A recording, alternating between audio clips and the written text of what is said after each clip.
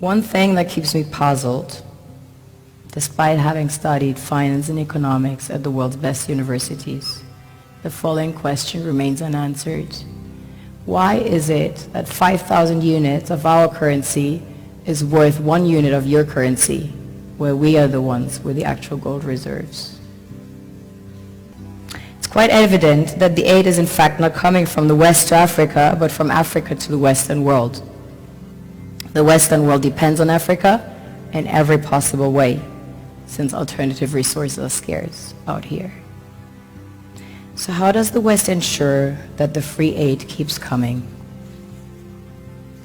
By systematically destabilizing the wealthiest African nations and their systems, and all that backed by huge PR campaigns, leaving the entire world under the impression that Africa is poor and dying and merely surviving on the mercy of the West.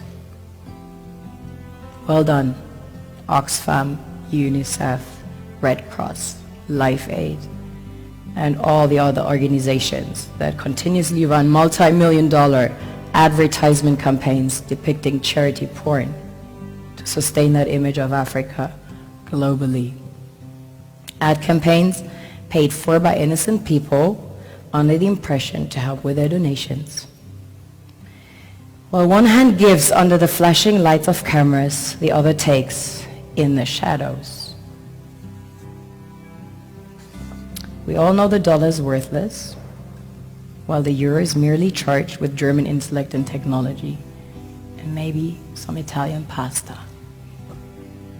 How can one expect donations from nations that have so little? It's super sweet of you to come with your colored paper in exchange for our gold and diamonds. But instead, you should come empty-handed, filled with integrity and honor.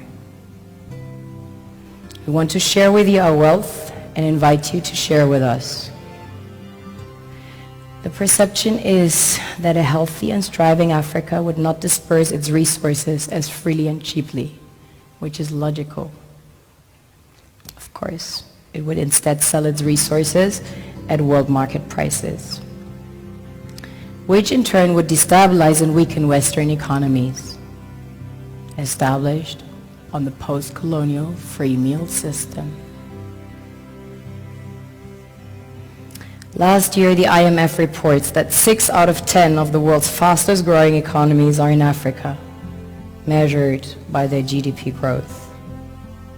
The French Treasury, for example, is receiving about $500 billion year in, year out. Foreign exchange reserves from African countries based on colonial debt they forced them to pay.